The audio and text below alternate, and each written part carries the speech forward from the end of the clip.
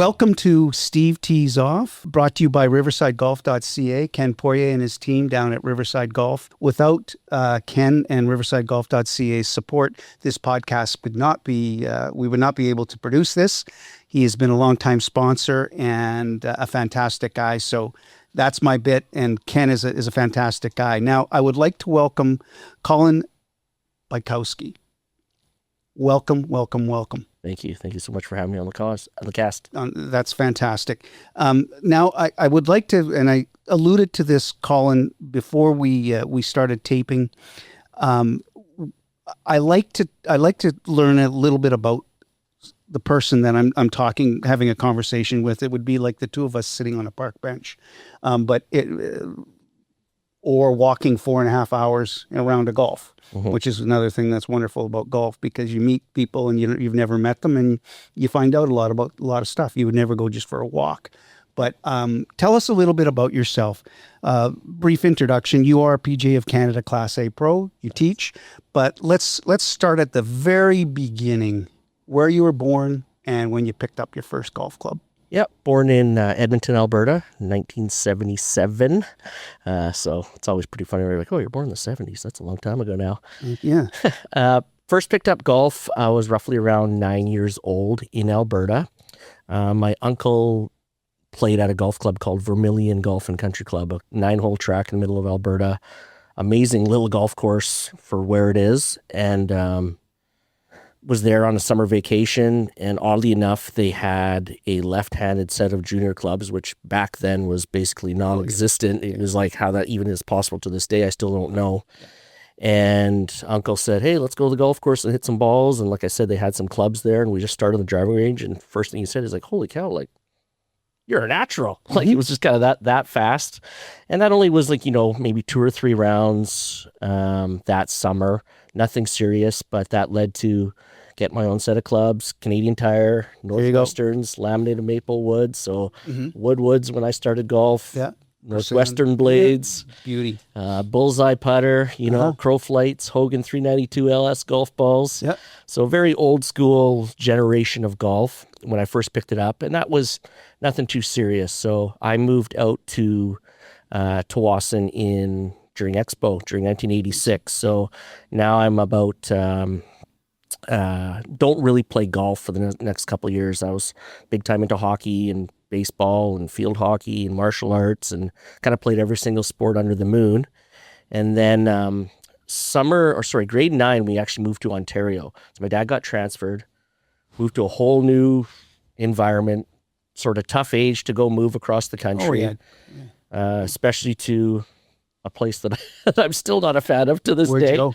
I was in Oakville, Ontario. Okay. So nothing really against the city of Oakville, but just never been a big Toronto fan in general. Who is? Go Habs. And came back summer of grade 9. So my real golf journey started summer of grade 9. I moved right across from the old Tawasin Golf and Country Club, which is now changed to the Tawasin Springs with the original golf course. I don't know, did you play that back in the day? I did. I have played it, but I moved out here in 1994. Okay, so so the old course was still there for sure. Yeah. So anyways, my whole real golf journey was those same set of clubs were sitting in the garage, and one day I walk into my garage, and out of the corner of my eye, and again, you got to realize I came back, lost all my friends, no one in Tawasin liked me anymore. Like nothing major, just basically your whole life changes between grade 8 and 9 and into grade 10. Like everything's going. Those are formative years. All over the map. So I look in the garage and I'm like, and behind our house, we had a brand new house. There was just dirt. The whole development wasn't even built yet. And I'm like, Mom, can I have $5? I'm going to go whack some balls at the driving range. Mm-hmm. And that's literally how it started. So I saw my clubs in the corner, asked her for $5. She gave me $5, walked across this sand pit all the way over to the golf course. Not far. It's like a block away. And I went that day and I hit a bucket of balls, and I was like, completely self-driven. No one told me to do that. Literally something came through me for that to happen, and then just went every single day from that moment forward. So that same summer, the young gentleman in the pro shop who was in high school, my sister was a couple years older than me, he's like, oh, is Sherry your Sherry, your big sister? I'm like, yeah. He's like, oh, I like Sherry. I like Sherry. Uh-huh. So he's like, he hands me a kid's junior membership card that's a different name. And he's like, if you want to play golf anytime, here's your membership card. Beauty. So crazy story at the Wonderful. time. Didn't feel guilty about it. Still Why don't would to you? this day. And then that turned from just going to the driving range every day to going and playing golf almost every single day that summer. So that you talk about, again, self-driven and dealing with the work that I do now with my kids. But basically, I was walking up to that tee box. I was introducing myself under. I wasn't really saying the name. I was just. It was a borderline. I was using my name, but at times I thought I might have to use the other name. But basically, introduce myself on the first tee and, hey, can I play with you guys today? And, so what were you, grade 9?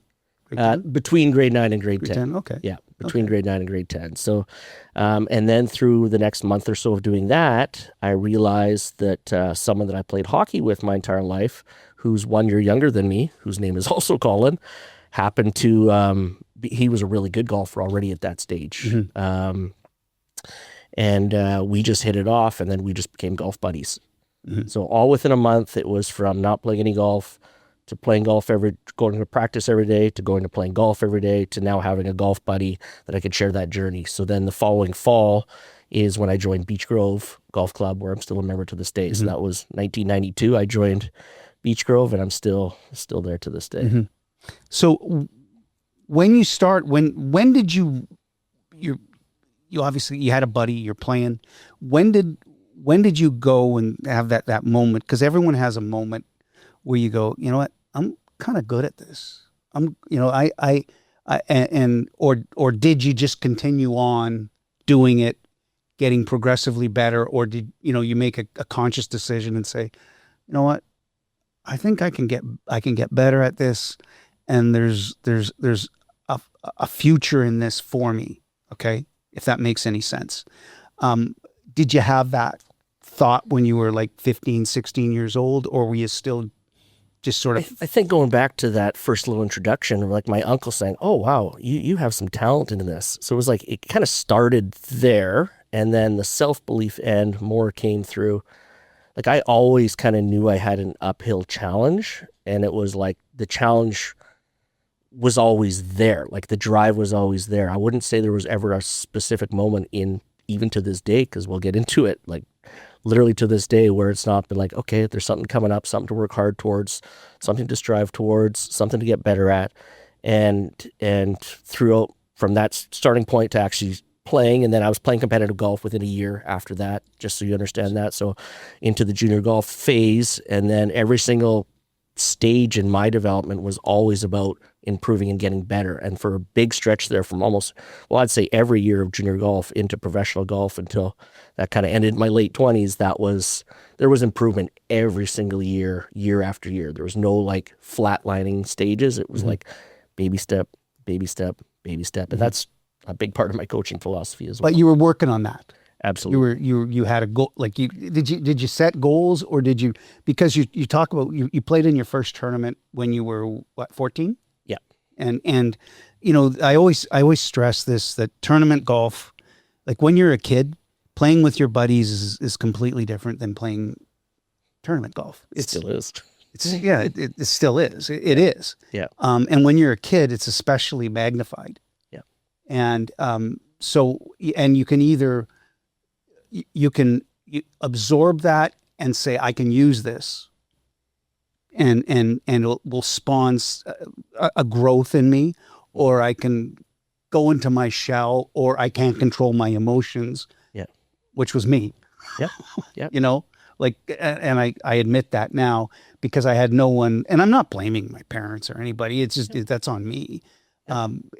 So when you hit that level, and you started playing competitive golf, you started playing in tournaments. Yeah. There was, you obviously, the term, I guess you gravitated to it, and you must have enjoyed that the competition. Absolutely. The challenge being the number one word at all stages, even to this day. I was never the best, even through all those years. I had so many years of being like, the 5th place guy and the 7th place guy and the 8th place guy. And it was always like, I wanted to get better. I wanted to get better. And how am I going to get better? And then sort of my first BC junior, I was 15 or 16, and I make the cut, which was like a huge surprise. I shoot 76, 74, and then I make the nationals, like I make Canadian junior, and it just kind of happened out of nowhere. Mm-hmm. So when we go back to my best friend that I was playing with, he didn't play the BC junior, and all of a sudden our paths at that moment crossed completely. Mm-hmm. It was like, I'm getting better and really getting to the next level, next stage. And then he was just now the golf buddy that wasn't going to play competitive golf. So that would be kind of the first jump, big example, I would say, on moving from competitive into actually really serious competitive high level golf. Mm-hmm. And then you hit that stage again, and it was always about that. It was always about, I landed up taking a big jump above my level. It wasn't like I was the superstar kid and the expectation levels were just there. And then if we go back to goal setting, that was all self-driven. Like, my parents were super supportive, but I knew my calendar. Back then it was different. We didn't have MJT, CJJ, JP. Mm-hmm. We didn't have all these tours. We had Harry White's Zone 4 mm-hmm. junior tour. We had junior and divot tour before that. And then you'd have BC junior, BCM if you would play in that, which I did as a junior. And then that was it. Canadian junior, Canadian M. Like, that's your tournament schedule for the season. There's a couple junior tournaments in Victoria or something, like there'd be, but a handful of golf tournaments compared to what there is now. You could play 47 golf tournaments. Some of my students almost do to this day, where we had maximum 15 tournaments you could play in a year as a junior. So that's obviously all changed all over the years. During this time, Colin, were you still playing other sports? Yeah, so still played hockey all the way to the end of high school, and quite a bit of martial arts in between there as well, karate, and played baseball. Kind of at grade 10, every other sport other than hockey ended, so it was just basically hockey and golf. Mm-hmm. Mm-hmm. Yeah. Mm-hmm. And so you're in high school, you're playing, obviously in Harry White, his name constantly comes up, a legend. Yeah. And a lot of, it's amazing how many people have sat on that, exactly where you're sitting, and Harry White had a massive influence on them, and it's wonderful. That's wonderful. And if anything, we probably need more Harry Whites. Of course. We need more of good things. But so you finish up high school. Yep. And then what's the path? Weird time period there. So graduate at 17. So I'm an October birthday. So I have the late birthday. So I'm done high school. My parents did help me get a recruiter during the sort of grade 11, grade 12 era. So I did have a U.S. recruiter, and I did have a lot of opportunities to go down south. My problem was I was in a relationship. So first real love, actually second one, I had a bad one too before that, believe it or not. Too young for both of them. And this one had a big effect on me. At 17, I was just talking to myself when I look back and I reflect on it. It was me. Like, I was just immature. I was in love, and I was too scared. And I wish someone would have lit a fire in me. If there's any of these stages of me being so self-driven and doing so much of this on my own, that was a stage where I was just like, come on, someone just shake me and wake up, go to the States. So to this day, when I have clients that are on the fence to go to UBC, SFU, or, McGill or somewhere back east, or do we go to the States, I'm always kicking them, being like, at least try. You can always come home. We can always come back home to Canada. Right. So,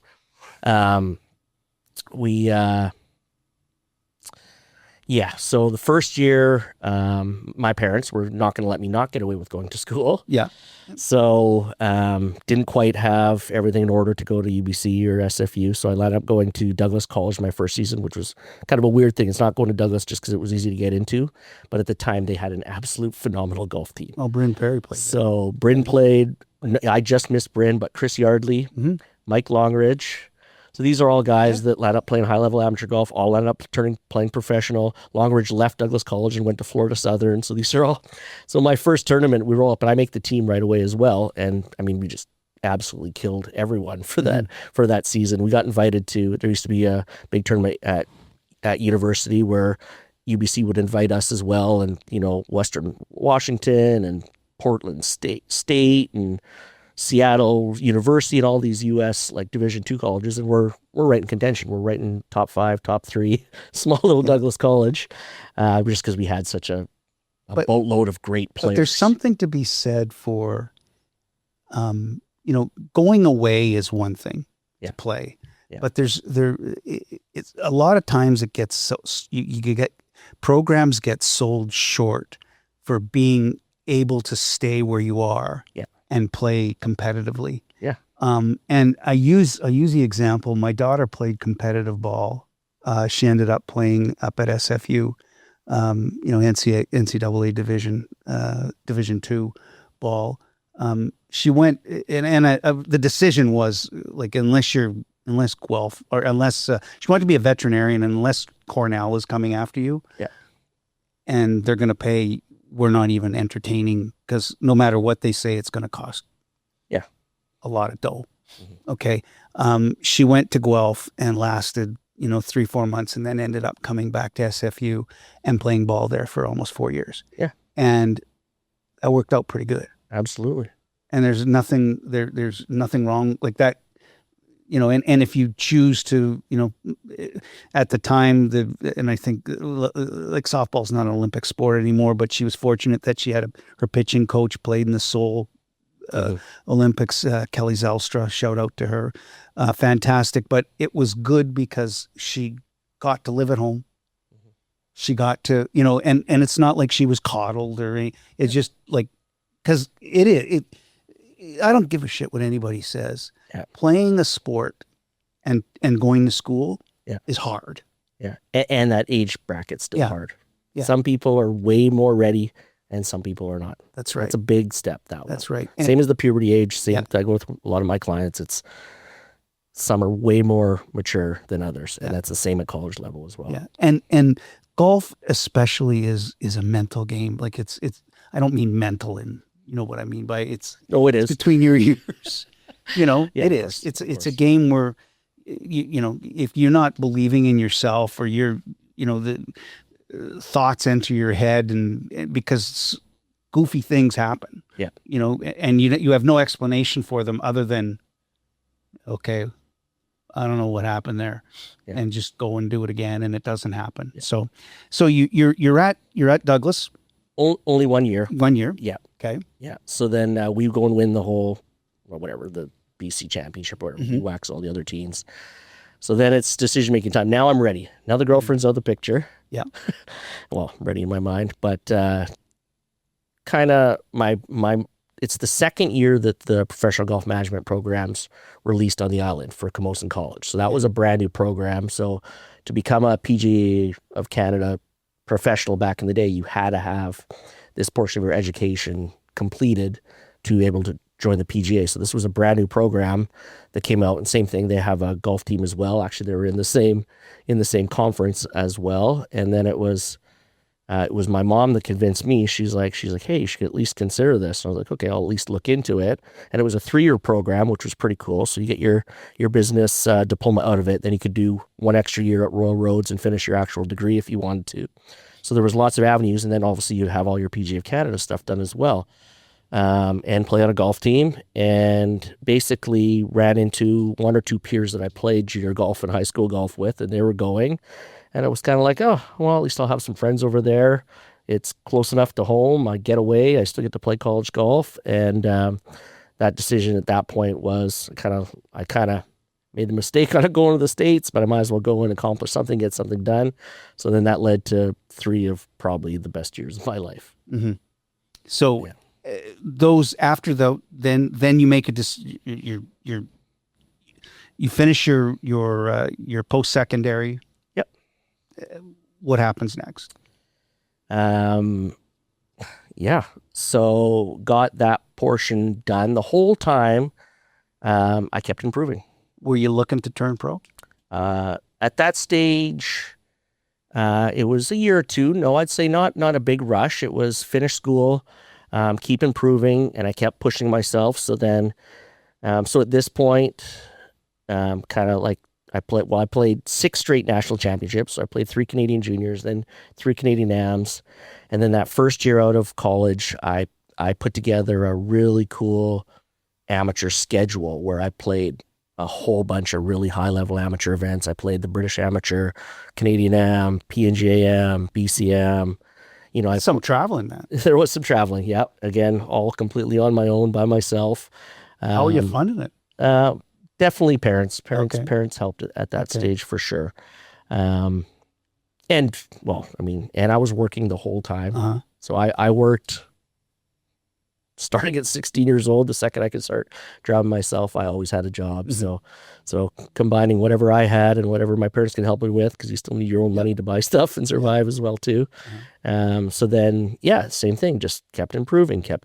So had one more really good solid year as an amateur. Then I decided that I would definitely attempt Q school. So Canadian Tour Q school at the time. What year was that? So that first Q school would have been 2002 or 3.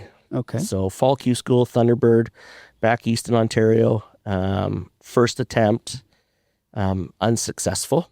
Yeah. I should relay something back that I feel is a very important part of the story. So I was caddying at kind of 16, 17, 18 every time the Canadian Tour was in town. Okay. And I'm the same best friend that we're talking about. I remember saying to him, like, my goal and dream was to play on the Canadian Tour. Okay. That was my dream. And that's probably one of the biggest mistake dream statements I ever made to myself, because that was the dream. I didn't say PGA Tour.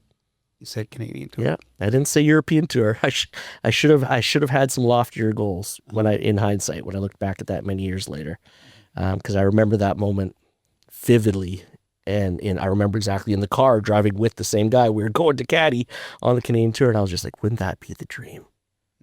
Right. So first Q school, not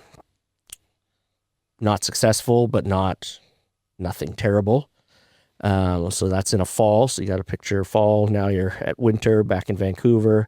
Okay. What do you do? So I did start working at Tsawwassen Golf Course that winter. The whole time I was bartending as well. So that gave me a lot of freedom to play a lot of golf. So I'd play golf. I'd play wherever I can, play money games against buddies every single day of my life. And just keep playing every single day. So then, can I ask you a question? Yeah, of course. I want to ask you, Q school. Yep. The dynamic of Q school compared to up until then, the tournaments you had been playing in. Yeah. Incomparable. Right. And I still see it with, coworkers, friends, buddies to this day. They just ended the Champions Tour Q school, which I'm devastated on, because that was still on my radar as well. Mm-hmm. A qualifying school for any tour anywhere in the world is, it's your livelihood. It's what else in life could you spend 1 week, or sometimes it's obviously 2 or 3 stages, but could you invest in your entire career in a 1 week golf tournament? There's nothing that you can compare that to in any other sport. Mm-hmm. You pay an entry fee, and if you play good, you're pretty much set, right? Like, and there's a million stories out there where guys have done that were no names and went on to the PGA Tour and made millions of dollars. And there's a million guys that were the best players, college and amateur players, and never got through Q school and are selling insurance. And so until you experience that, you can't, because it's so hard to articulate it. It's like it's a moment in time where you're going and saying, listen, either the purest, I've said this ad nauseum, meritocracy. Like you play well, you play really well, you're there. You play like horse shit, you're done. Yeah. Okay. And it's a hard thing to take, because it's also a big investment, right? Like and everyone knows, and everyone's watching. You're not hiding from it.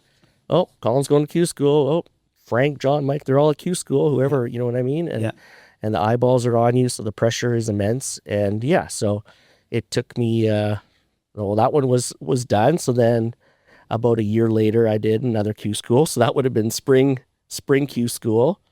Actually, the same season, I did the spring Q school. 1 year later. Okay. So in between, I started teaching, because I did turn professional. Oh, yeah. Okay. So that's a good one. So that first Q school, they changed the rules 6 months later. So when I went to Q school originally, and my first U.S. Open qualifier, you used to have to declare at that point. Now you can enter those as an amateur. So I was right at the last sort of stage where if you were going to try and attempt to play professional golf, you were deeming yourself a professional. So that's changed, which is in a good way, I think. But on mine, whatever, short straw, but again, it all landed up perfect anyways. But in hindsight, it leaves you in a very limbo stage, right? So now you're trying to find what events you can play to make some money here and there, what sort of pro-ams there are. So it just kind of leaves you in a different avenue than it does now. Because if you miss in Q school now, you can stay amateur and you could work and life moves on. So second Q school was a tough one. So that was in the Dunes and Kamloops, 5 rounds, and was inside a full card heading into that fifth round, 79, slammed the trunk, game over again. It was a weird one. I finished so high up and just barely missed that there was a couple of events in like Michigan and whatnot that they're like, we're actually short a couple guys. Like, would you be interested to play? And didn't land up going, didn't land up playing. Basically back to square one again. Limbo stage.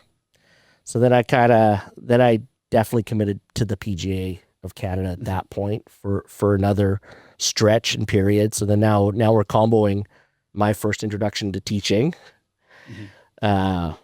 working way more than I was working, still playing whatever and whenever I possibly can, and still very lost because I still wanted to play. So then that was another, basically one full cycle. So Phil wins the Masters. So I think that's 2004. Yeah. Phil wins the Masters in 2004. I was super motivated. So that's April. Because he's a lefty. And you know what? Was that it? It wasn't. I always liked Phil. He was never like my beyond. I wasn't like, oh, Phil Mickelson is my favorite player by far. Like, I liked Phil, but it was the emotional moment of that Masters. Phil winning that Masters was super emotional. Okay. And it just spun something in me where I was like, Colin, you got to give this one more go. Okay. So at this stage, and I did have a stint in Australia in between there as well. We'll bypass that. At this stage, I was completely self-driven. I'm like, Colin, you need to do this. So the money was dry. The parents weren't going to help with Q school or anything anymore. And so now we're back to the fall, back to fall at Thunderbird again, which I'd done 2 years before that.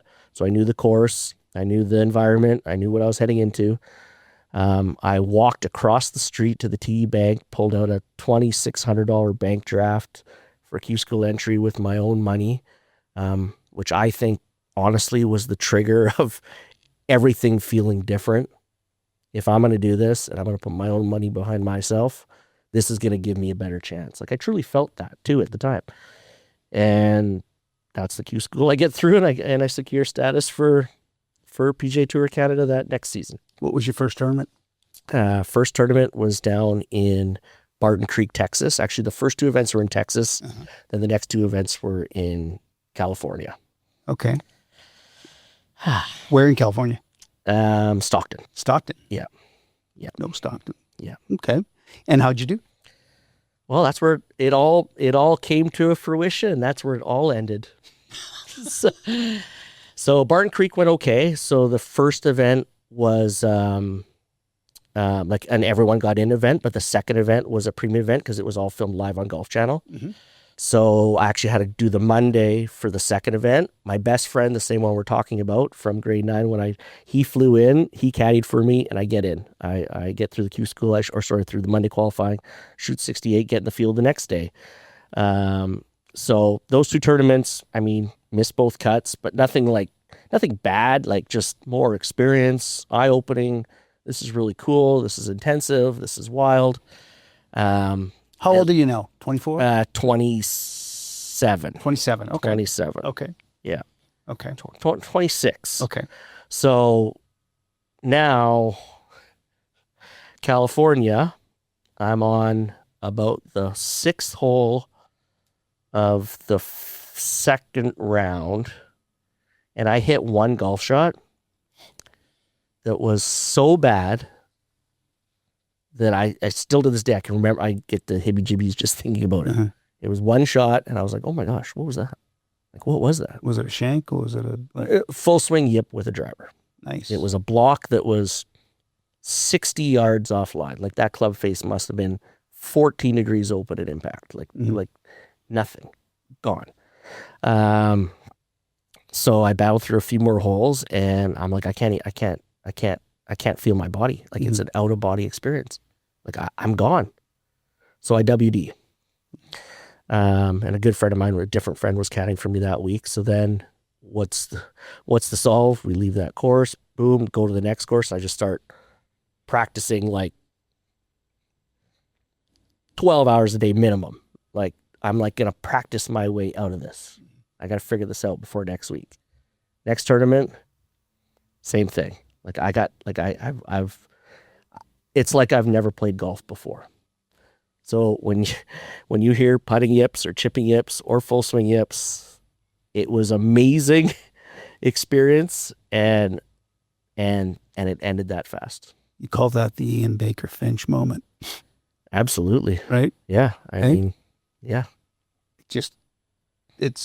But obviously it came back. It came back. Let's talk about that. Well, basically, I stopped playing. Okay. So that was my only solve. Is I couldn't. I'd be in the elevator of my condo in Vancouver. I could not put my hands together. I could not even put the motion of putting my hands together to even feel what it'd feel like to hold a golf club. I literally, so the same difference is when I saw my golf clubs and picked them up in the corner of the room in the summer of grade 9, I put my clubs in the corner of that room with them, not even want to see them, put them away. So the coming back thing was a process. So I did step away from teaching and playing for a good few years. And I tried to play a little bit in between, and I was like, no, like, there's something still there. It's not good. So then at that stage of my life, when we talk about the mental game, I dove completely into trying to figure out why that happened. I have a massive library I think I pretty much almost have every one. I have every single mental golf book game there is. I saw a couple sports psychologists. I tried to figure it out that way. And then my idea at that time was, okay, I'm going to reinstate as an amateur, and I'm going to teach the mental side of golf. So it never really came to fruition. But it got me motivated to do something in golf again. And that sort of triggered kind of everything. And then after kind of talking to a bunch of juniors and kind of doing that, then I was like, well, hey, like, I mean, I should be teaching golf too. Like, I've already taught. I know so much about the game. I got to get back to teaching. So then that was a 2-sentence email to a couple of local golf pros that I saw had this indoor studio in Richmond. And I was like, it was a 1-sentence email, like, hey guys, like, I'm thinking about reinstating. They're like, can you come visit us tomorrow? So it all happened that fast. So then I went and met them. They're like, just come and follow and kind of see what we do. And this like little stint away to then what was happening. And I was like, what is this world? There's kids playing tournaments at 5 years old and 8 years old and 7 years old. They're getting paid to go on the golf course and play golf with these kids. They're caddying for them in tournaments. They're going to Pinehurst to World Championships. I'm like, what have I been doing? What have I missed out on? So the timing of stepping away and how the junior golf world changed in between that whole time I was chasing professional golf to then come back to teaching where a whole nother world. We talk about the demise of my golf game. Well, it wasn't like a shaky camcorder video, zero access to technology, zero TrackMan foresight. No, when I was still playing competitively, there was no iPhone. right? Like it was camcorder if you were going to look at your swing. Oh, swing looks a little flat there, or grip looks a little bit strong. Like that was the intent of the golf instruction that we were going through at the time, to full technology, cameras, TrackMans, caddying, on course training. Like the whole world of golf changed around 2010 to 2015. That just changed completely. And that is, would you say that was the impetus to you saying, listen, I can, obviously you still had a penchant for golf. You loved golf. Okay. And you came to the realization or the conclusion that I have something to contribute to this game. Yeah. And that contribution, did you ever find out or figure out or come to a conclusion as to what happened? Definitely. So, I can confidently say, and if I'm working with anyone that's struggling with what we would define truly as the yips, whether it's putting, chipping, or full swing, to me, it took me a long time to realize this, and everyone's going to say it's mental. It's not mental. I would say it goes back to the technique first. I think to cure it, you got to solve the technique, then the confidence and the results will come back. It's not just, you got to fix your brain. You got to be more confident. You got to think about it differently, blah, blah, blah, blah. Or like Tin Cup, where he's putting the change in the other pocket and all the training aids and everything. No, like it's, if you go back to the technique, which is in essence basics, literally, right? Basics, as basic restart as you possibly could. I'll use putting as an example instead of my full swing problems, because putting's a little bit more common, but it'd be like, we are rebuilding your entire putting process from square one. Your stance, your grip, your posture, your setup, maybe your putter, everything. And we're just going to start fresh and start over. And that's what I needed at the time. And in hindsight, it was like, okay, Colin, we got to get your swing on video. I made it so much from digging it through the dirt, through hitting balls, through practice, that in hindsight, when I look back, I mean, my grip was getting out of control. I was getting super flat. I was getting super stuck from inside, but I always found a way to get around the golf course. I through heart and drive and determination, I could still shoot a score. But at some point that hit what you're talking about really, and what I'm hearing is analogous to life. What you just said. Yeah.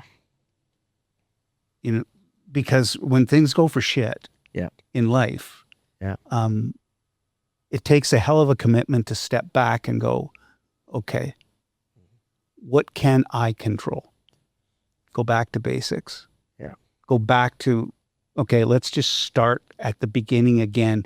And as you get older, it's more and more difficult to do that, but it's at the very least, it's cathartic in the fact that it like you go, okay, what am I, instead of sitting there going, oh, my hand's too far to the right, my grip's too, whatever it is. Okay, let's just go back to basics. Yeah. Okay. Where, like, how am I putting the ball? And in golf, just like life, it's nuanced as hell. Yeah. There's so many things that you get in your head and you overanalyze every goddamn thing. And before you know it, you're playing Twister, and like you said, you're figuring out a way to get around the golf course playing Twister, and God, okay, now if I just hit this and then I miss that tree and I do that, but it's analogous to life. Of course. Go back to basics. It's, and I do think that we forget about that. Yeah. We do. Yeah. That's probably a pretty good segue into your teaching. Of course. Let's talk about that. Absolutely. So started teaching full time in 2014, 2015, back again. So now we're talking full time. Like this was always in and out, multiple jobs, playing professionally, job here, job there, teach on the side. Now I'm officially a teaching pro.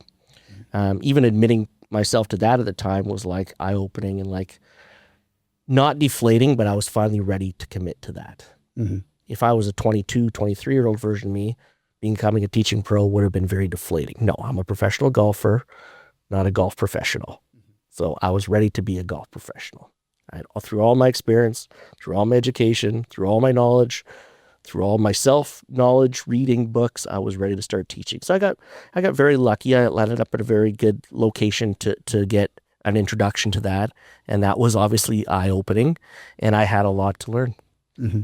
I had to learn a difference between teaching, 7-year-old Barbara just to make contact every single time, and 18 handicap John that just wants to, break 90 for the first time, to taking a high performance junior to a world championship and to winning tournaments and to getting to that level, the expectation that I had on myself, basically.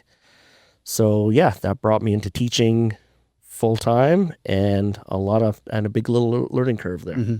So the founding of the CB Golf Academy. Yep. When did you start? When did that come to fruition? When did you decide that you?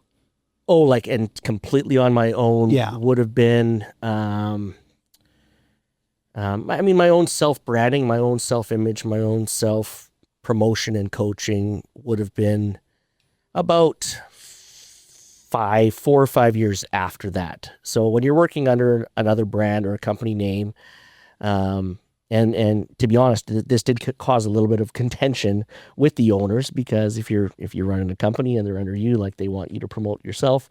But being a golfer or a golf professional and going forward for anyone that I ever hire or work with, or that will be on sort of my team at any level, I'm like, I'll always want you to self-brand. Mm-hmm. I learned that from Bob Proctor. I don't know if you know that name, but famous Canadian business coach. He was a legend in the life success world. But he was very much about your own self-brand, your own self-image, promoting yourself, and being a professional golfer first. You have to sell yourself. You have to perform under the pressure to succeed. And like I said, those Q schools, when all eyes are on you, you have to stand up for yourself. So that's where my own self-brand and self-image started, where, that's where my company started, was basically, it's got to be my way. When you're working for somebody, there's always a little bit of, I don't want to say animosity, but there's always, you're working for someone else, and then you're deciding to go out on your own. Mm-hmm. And at the end of the day, when you teach golf or you teach anything, the brand is basically you, right? It is, no matter who you're working for. Yep. It doesn't matter. So you started CB Golf. What year was that? Officially, what are we at? 2026. So I was always an independent contractor this entire time period. Mm-hmm. But in terms of the total self-branding, that would have started around 2018-ish, about around 2018. So about 8 years now. So you've been going at it. So you're I have down here written, and I have it highlighted, the tagline, driving the range of the mind. Mm-hmm. What does that mean? It's funny, it's the first time someone's ever probably noticed that or asked me that question.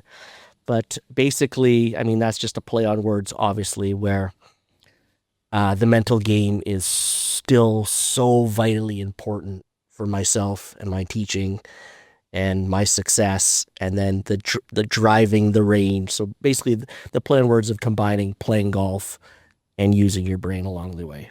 Well, and it's not just a play on words, but it's also it's I think it's what you live by. Exactly. That's how and again, that came through me. I don't know where that came from, but it's pretty good. I like it. Yeah. I think that and it's not often that I hear, I see something like that and I go, that's pretty bang on right there. And because it is such, and it's the attraction to the game is because it's mental. Yeah. It's a crazy, crazy thing. And there's so many things that can go wrong at any given moment. Yeah. But driving the range of the mind. Yeah. I think that's pretty cool. Yeah, I appreciate that. Yeah, Colin. I got to use that more often. You do. So your coaching philosophy. Yep. How you balance. You talked a lot of. We talked at great length about, how you figured that you had to go back to basics, like when you were struggling, and how you balance that technical thing, that work, going back to basics, also with the mental game, like the coaching thing, and how you get that through to a student, to like, and your and I don't want to put words into your mouth, but the range of your students are, you could 70-year-old June and 14-year-old Billy, kind of thing. Yeah. It's and you're going to approach 70-year-old June a little bit differently than you are 14-year-old Billy, but at the same time, that line there that it plays. So how do you balance that? Yeah, I mean, basically, my coaching philosophy, to keep it pretty simple, is it's fundamentals first, and fundamentals to me, or to anyone listening to this, is literally the basics: grip, stance, posture, setup, ball position. Really, before you've taken the club back 1 millimeter, what your basic posture, stance, grip is. Number two being the actual golf swing. So I kind of call it the perfect P's. It's kind of a new made up term I've kind of had in the back of my head. So just hitting those correct positions. It took me a long time to learn my method, and now it's worked. I've proven it over the last few years. I mean, like I said, I'm mostly high performance juniors. Most of my players are excellent players, but I also teach adults as well. But basically, if I can get proper fundamentals, hitting, first of all, literally starts at takeaway. If I can have perfect fundamentals and a perfect takeaway, that's almost 90% of the game. If you can get to P1, you will be in a really good position at the top of your backswing. If you can get to a proper part of your backswing, you'll probably have a proper transition to your downswing. And then, like for me, golf swing has been more important than short game. And a lot of people would think I'm crazy when I say that. That's interesting. And mental being the total umbrella. Just more the way I teach. Like I've been indoor TrackMan cameras. I'm on course as well. I travel with students to tournaments. I'm on the course caddying every single weekend almost right now during this sort of tournament season. So yes, I'm on the golf course a lot, and short game is vitally important. But when I say that, I'm gonna say it from a different perspective, because short game is more the responsibility of the player. I can't sit and watch just someone hit 5-yard chips all day, every day, and help that much. There's so much feel that's involved in the short game. Feel is something that we try and teach, that I try and come up with systems, but I can't really teach what someone's feeling. Yeah, you can't. So through my experience, and of course, short game is extremely important, as we all know. Yeah. But from a coaching philosophy, a lot of that falls on the responsibility of that player. And I grew up on a putting green for 6 hours a day, every single day. So no one had to tell me how to do that, right? If I had a putting lesson, it'd be like, okay, clean up my fundamentals a little bit. But it's going to come down to, can I judge the feel when I go to a U.S. Open qualifier when the greens are at 13 on the stem?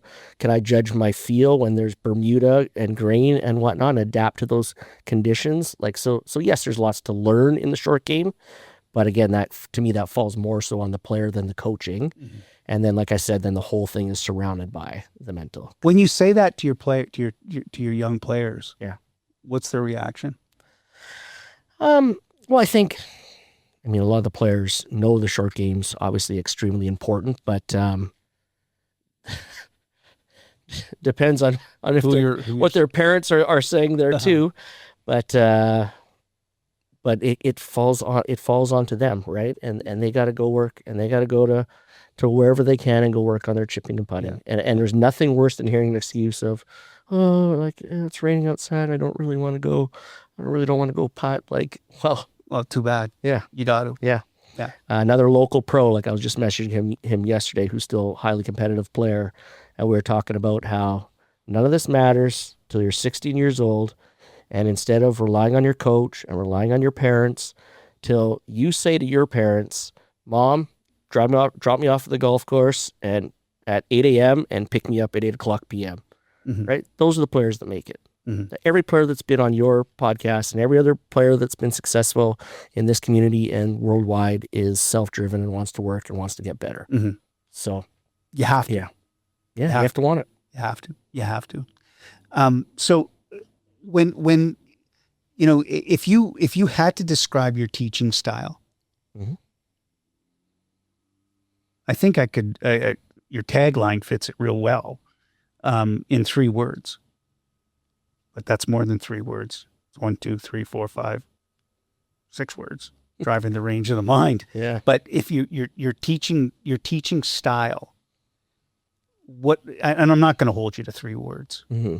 but your teaching style, when you have a kid that comes to you, and you said that you do have some players that some that have talent. Yeah.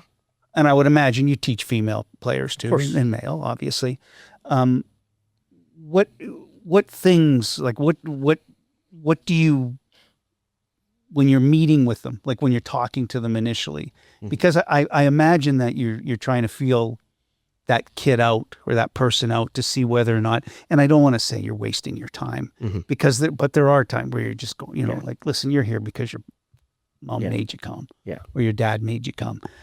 But what would you, like, what words would you use if when you got a kid and you're trying to find out, okay, and I don't want to say you have what you have, or you don't have what it's, but you're trying to figure out, do I have something to work with here, or are you just here? There's lots there, right? So obviously a big part of my business is the referral business. Yeah.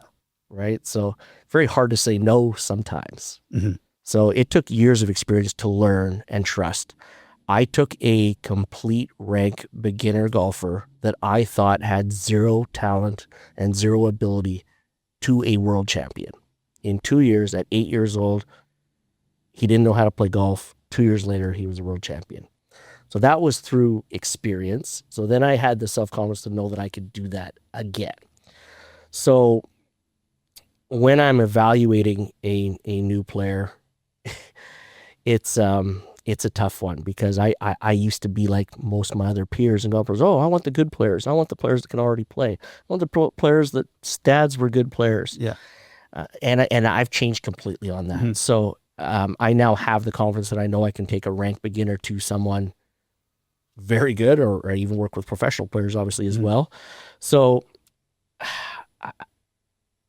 what I'm looking for, honestly, in those first couple questions is, can this child communicate? All the players that I work with that are good actually ask questions. That same individual that I just talked about, the first lesson, he's like more like this or a little bit like that, like feedback and communication, not just, I'm no miracle worker. I've had a lot of success as a coach, but I'm no miracle worker, right? But if you're not getting any feedback as a golf coach, if you're not asking questions, you're not going to get anything out of your players. So a lot of my players, it's, can they communicate? Do they have a personality? The parents are paying for them. My age bracket is 4 to 90, but the majority of my age group is aged 6 to 18, right? So I'm dealing with mostly high performance juniors. And to go back to just kind of 3 words, like, I mean, I am technical. I am TrackMan camera.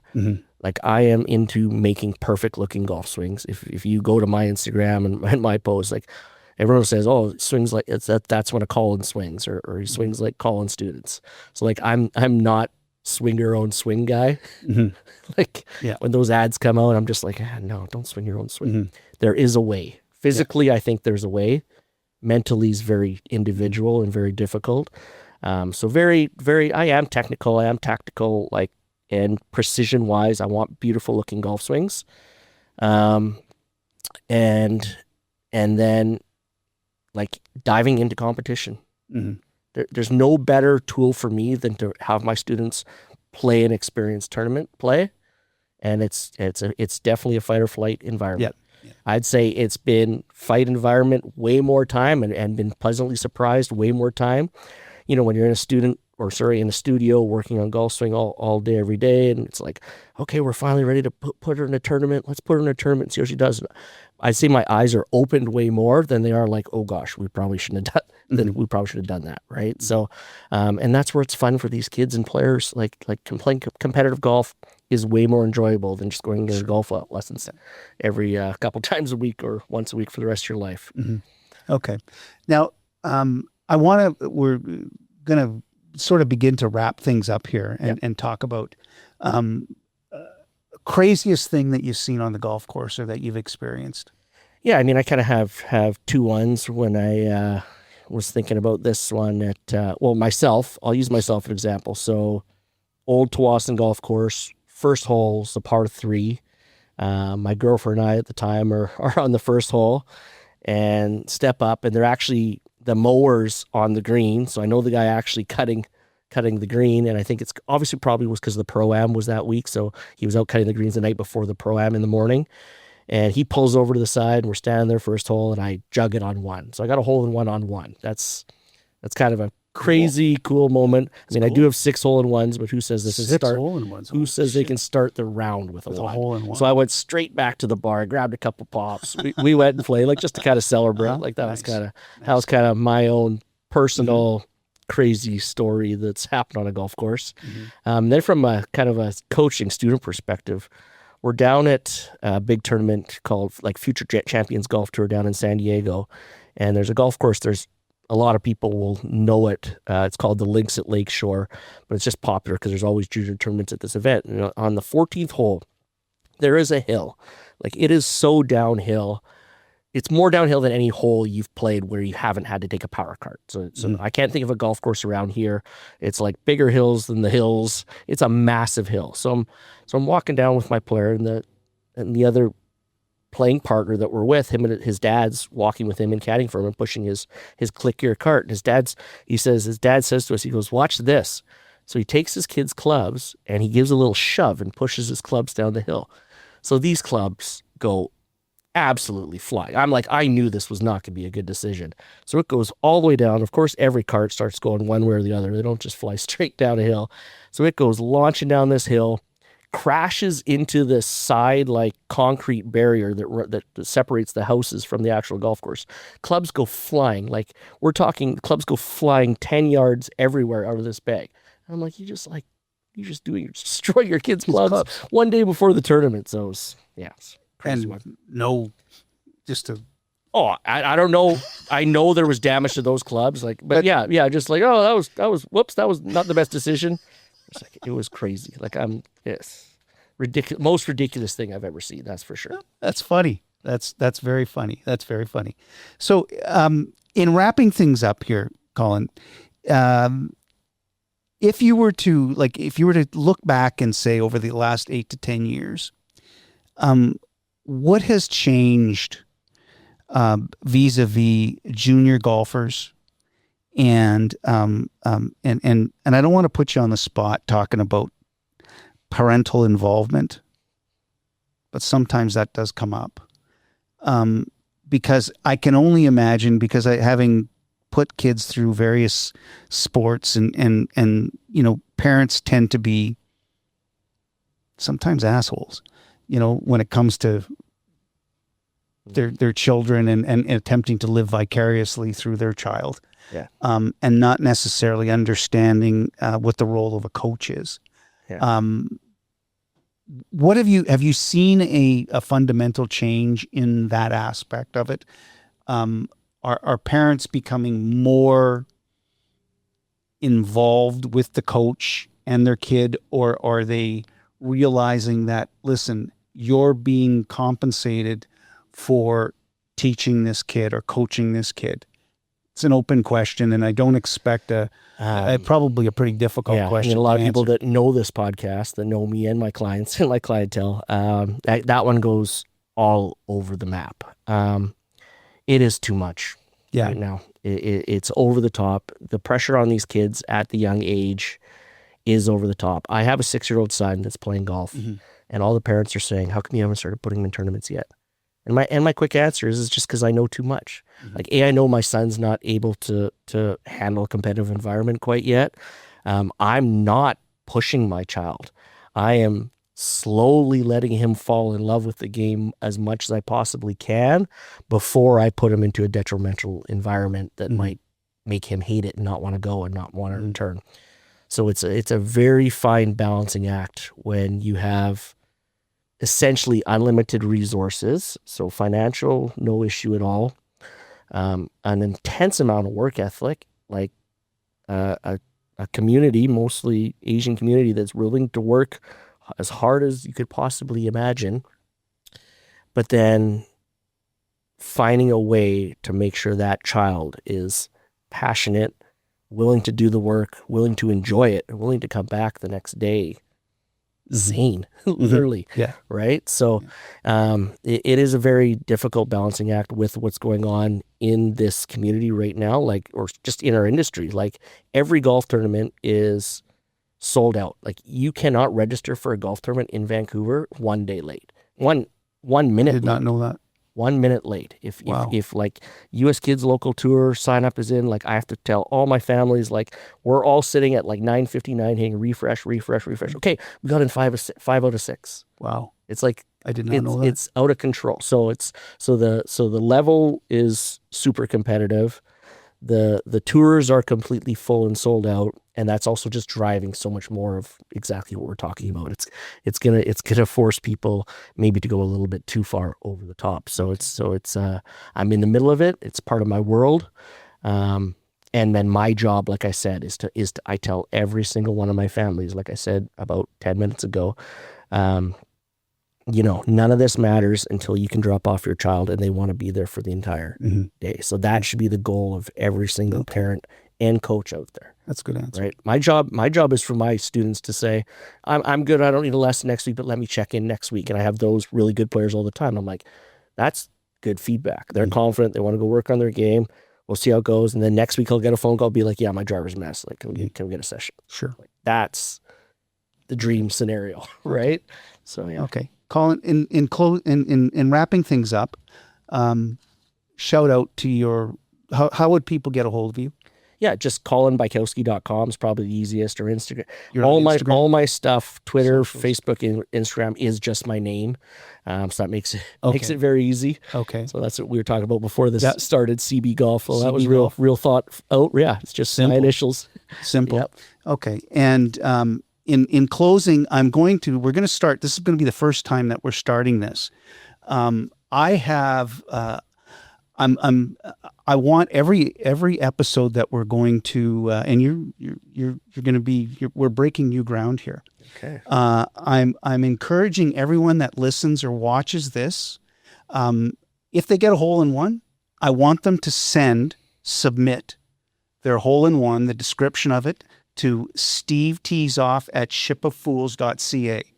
And the reason I'm saying this is that a good friend of mine in Lethbridge, Alberta, phoned me yesterday and got his first ever hole in one. I've known him for a number of years at the Paradise Canton Golf Club in Lethbridge. It was the 12th hole, 140 yards, elevated tee. He hit a knockdown 8-iron to stay out of the wind.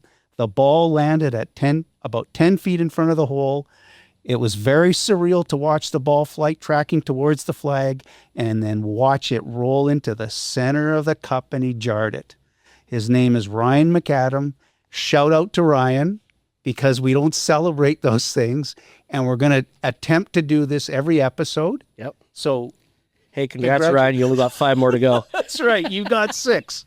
But having said that, on that note, we'll wrap it up. I'd like to thank Ken Poirier, riversidegolf.ca, Colin Bykowski for coming out and being a special guest here on Steve Tees Off. It's been fantastic to have you. And we will certainly keep in touch. And I encourage people to subscribe. And we've had a wonderful, wonderful discussion. I've enjoyed it immensely, Colin. Awesome. Thank you so much, buddy.